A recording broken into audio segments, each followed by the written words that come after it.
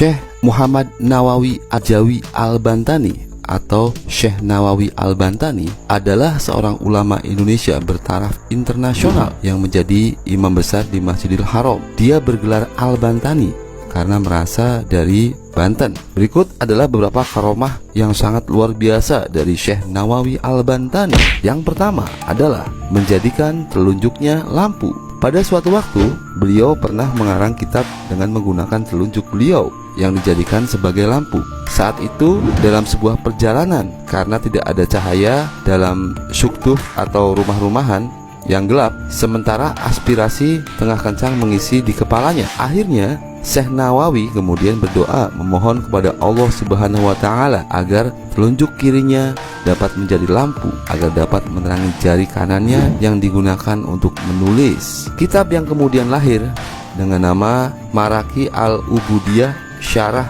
Matan Bidayah Al-Hidayah itu harus dibayar beliau dengan cacat pada jari telunjuk kirinya. Cahaya yang diberikan oleh Allah pada jari telunjuk kiri itu membawa bekas yang tidak hilang. Yang kedua, melihat Ka'bah dengan telunjuknya. Karomah Syekh Nawawi Al-Bantani yang lain juga diperlihatkan di saat mengunjungi salah satu masjid di Jakarta, yaitu Masjid Pekojan. Masjid yang dibangun oleh salah seorang keturunan cucu Rasulullah Shallallahu Alaihi Wasallam.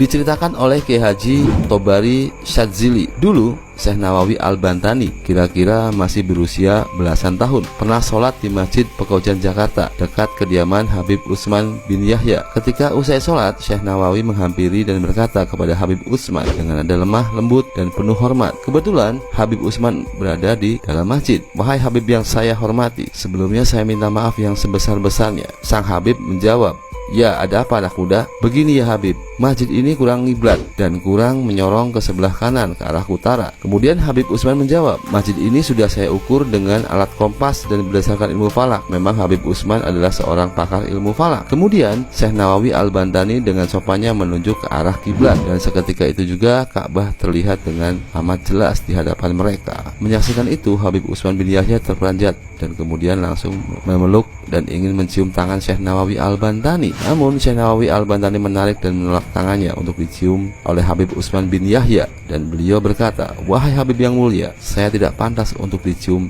tangan oleh Habib karena Habib adalah orang mulia dari keturunan Rasulullah, sedangkan saya adalah orang kampung biasa." Mendengar kata-kata Syekh Nawawi Al-Bantani ini, kemudian Habib Utsman bin Yahya langsung merangkul Syekh Nawawi Al-Bantani dan mereka saling berpelukan sambil menangis bercucuran air mata. Syekh Nawawi Al-Bantani juga termasuk salah seorang ulama pakar ilmu falak. Banyak kitab-kitab karyanya yang menerangkan tentang ilmu falak. Syekh Utsman merasa takjub dan menyadari bahwa remaja yang bertubuh kecil itu yang berdiri di hadapannya telah dikaruniai kemuliaan oleh Allah Subhanahu wa Ta'ala, yakni terbukanya nur basyariyah.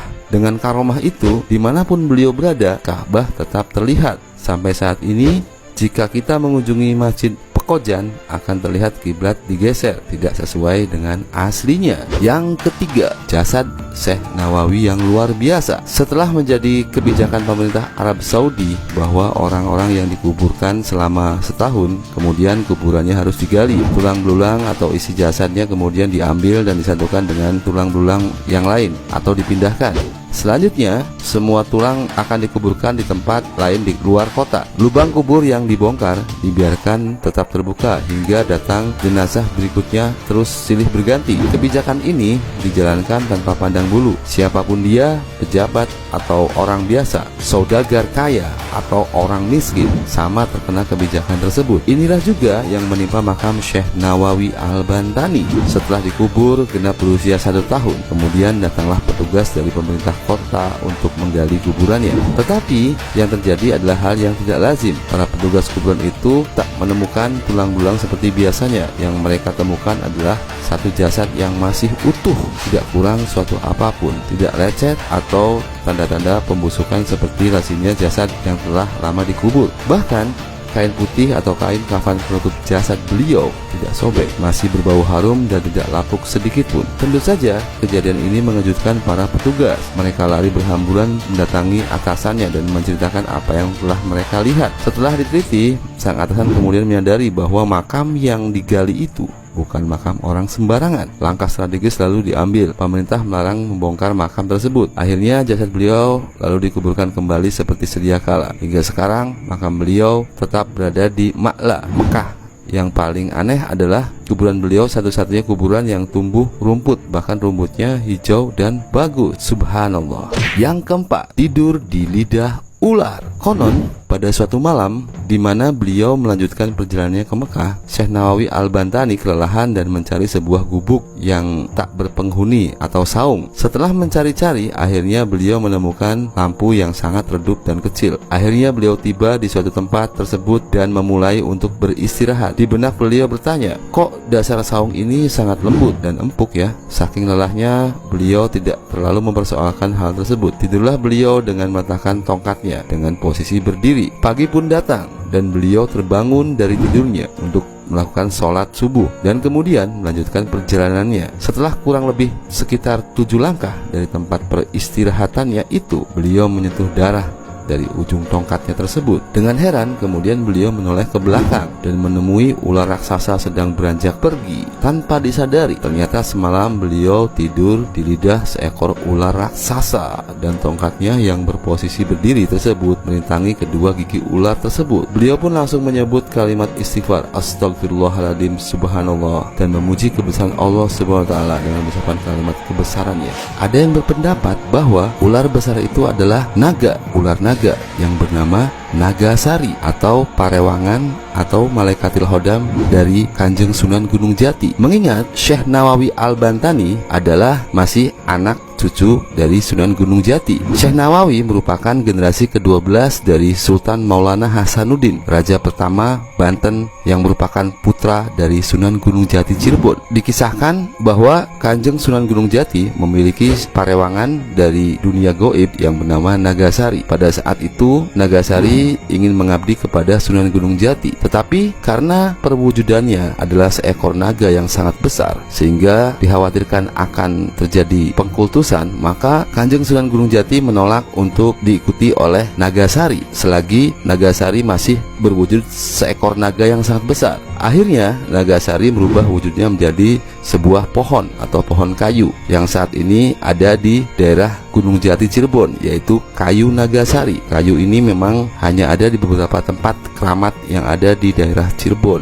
Kemungkinan sebagai anak cucu dari Kanjeng Sunan Gunung Jati melihat Syekh Nawawi Al-Bantani merasa kelelahan dan butuh naungan perlindungan, maka parewangan dari Sunan Gunung Jati ingin membantunya untuk sekedar tempat beristirahat. Maka tidak heran jika ular naga besar tersebut tidak mengganggu Syekh Nawawi Al-Bantani, justru keberadaannya adalah ingin melindungi. Wallahu a'lam bishawab. Yang kelima, mengeluarkan buah rambutan dari tangannya. Di Mekah, beliau mendirikan tempat mengajar atau sekolah dengan murid yang lumayan banyak. Pada suatu hari, beliau menerangkan kepada para santri-santrinya. Syekh Nawawi berkata, sunnah Islam berbuka puasa itu hendaklah memakan makanan yang manis-manis terlebih dahulu. Kalau di sini terdapat buah kurma, di tempatku ada yang tidak kalah manisnya dengan kurma. Kemudian santri-santri menjawab, betul Syekh, kalau di tempat kami kurma, lalu bagaimana di tempat Syekh yang tidak tumbuh buah kurma? Syekh Nawawi menjawab, sebentar. Syekh Nawawi langsung menyembunyikan tangannya ke belakang tubuhnya. Santri-santri pun sangat heran dengan apa yang dilakukan oleh gurunya tersebut, dan terdengar di telinga para santri-santri suara seperti orang yang sedang mengambil buah-buahan dari pohonnya. Kemudian